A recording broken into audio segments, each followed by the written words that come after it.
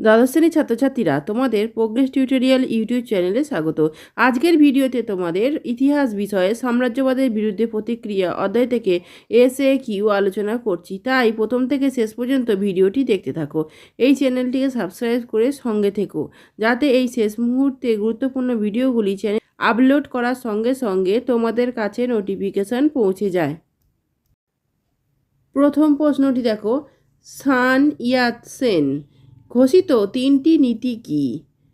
1898 সালে সান ইয়াত সেন চীনা জনগণের জন্য তিনটি নীতি ঘোষণা করেন।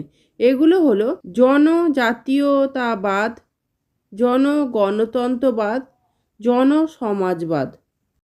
পরের প্রশ্নটি দেখো, কবে গড়ে ওঠে কলকাতা স্কুল সোসাইটি? উত্তর 1818 সালে ডেভিড হেয়ার এটি গড়ে তোলেন।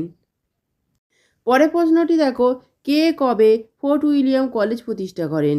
উত্তর লর্ড ওয়েলেসলি 1800 খ্রিস্টাব্দে ফোর্ট উইলিয়াম কলেজ প্রতিষ্ঠা করেন। চারের দাগের প্রশ্নটি দেখো, কে কবে হিন্দু কলেজ প্রতিষ্ঠা করেন? উত্তর 1817 খ্রিস্টাব্দে ডেভিড হেয়ার ও রামমোহন রায়। পরের প্রশ্নটি দেখো, উডের ডেসপ্যাচ কি? উত্তর 1854 খ্রিস্টাব্দে চার্লস উড শিক্ষা সংক্রান্ত যে নির্দেশনামা পেশ করেন তা উডের ডেসপ্যাচ নামে পরিচিত। পরের প্রশ্নটি দেখো, কে সতীদাহ প্রথা নিষিদ্ধ করেন? উত্তর বড়লাট লর্ড বেন্টিং 1829 সালে আইন করে সতীদাহ প্রথা নিষিদ্ধ করেন। এ কাজে তাঁকে সহায়তা করেন রাজা রামমোহন রায়। সাতের দাগে প্রশ্নটি দেখো, কলকাতা মাদ্রাসা কে কবে প্রতিষ্ঠা করেন? উত্তর 1781 খ্রিস্টাব্দে ওয়ারেন হেস্টিংস কলকাতা মাদ্রাসা প্রতিষ্ঠা করেন।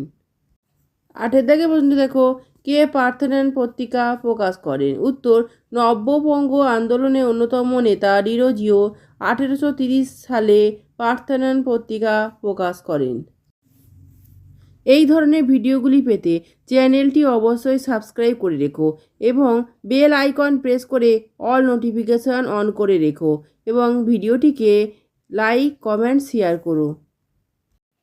পরের প্রশ্নটি দেখো, কবে কারা গড়ে তোলেন থিওজফিক্যাল সোসাইটি? উত্তর 1857 সালে কর্নেল এইচ.এস. ওলকট, হেলেনা ব্লাভাটস্কি প্রমুখের উদ্যোগে আমেরিকায় এটি গড়ে ওঠে। পরের প্রশ্নটি দেখো, আর্য সমাজ এর প্রতিষ্ঠাতা কে? উত্তর দয়ানন্দ সরস্বতী 1875 সালে বোম্বাইয়ে আর্য সমাজ গড়ে তোলেন। পরের প্রশ্নটি দেখো, ইন্ডিয়ান লীগ কে প্রতিষ্ঠা করেন? উত্তর শিশির কুমার ঘোষ।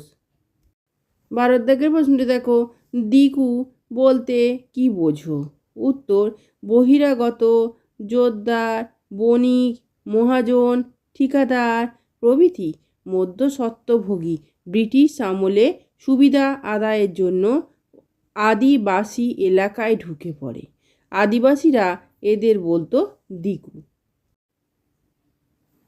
পরের প্রশ্নে দেখো, পতিদার বলতে কি বোঝো? উত্তর আদায়কারী মোড়লকে বলা হতো পতিদার। পরের প্রশ্নে দেখো, শত দিবসের সংস্কার বলতে কি বোঝো? উত্তর 1898 সালে চীনা সম্রাট কোয়াংসু ঘোষিত এক সংস্কার কর্মসূচি টানা 100 দিন ধরে চলেছিল। একে বলা হয় শত দিবসের সংস্কার। পরের প্রশ্নটি দেখো, প্রার্থনা সমাজ কে গড়ে তোলেন? উত্তর মহারাষ্ট্রের সমাজ সংস্কারক আত্মারাম পাণ্ডুরঙ্গ 1867 খ্রিস্টাব্দে গড়ে তোলেন প্রার্থনা সমাজ। পরের প্রশ্নটি দেখো, তত্ত্ববোধিনী পত্রিকা কার সম্পাদনায় কবে প্রকাশিত হয়? উত্তর দেবেন্দ্রনাথ ঠাকুরের সম্পাদনায় 1834 খ্রিস্টাব্দে তত্ত্ববোধিনী পত্রিকা প্রকাশিত হয়। পরের প্রশ্ন দেখো, কে কবে শিকাগো বিশ্ব ধর্ম সম্মেলনে বক্তৃতা দেন? উত্তর স্বামী বিবেকানন্দ 1893 খ্রিস্টাব্দে শিকাগো বিশ্ব ধর্ম সম্মেলনে বক্তৃতা দেন। দেখো, কে কবে রামকৃষ্ণ মিশন প্রতিষ্ঠা করেন? উত্তর 1897 খ্রিস্টাব্দে বিবেকানন্দ রামকৃষ্ণ মিশন প্রতিষ্ঠা করেন।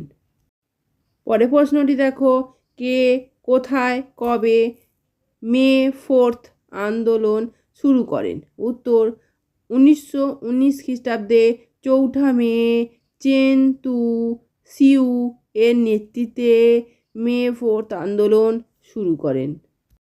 শেষ প্রশ্নটি দেখো, কে কবে ফোর্ট উইলিয়াম কলেজ স্থাপন করেন? উত্তর 1800 খ্রিস্টাব্দে লর্ড ওয়েলেসলি গড়ে তোলেন ফোর্ট উইলিয়াম কলেজ। এই ভিডিওটি যদি ভালো লেগে থাকে তাহলে অবশ্যই লাইক, কমেন্ট, শেয়ার করো এবং চ্যানেলটিকে অবশ্যই সাবস্ক্রাইব করো। এছাড়া প্রোগ্রেস টিউটোরিয়াল ফেসবুক পেজটি লাইক ও ফলো করে রেখো। ধন্যবাদ।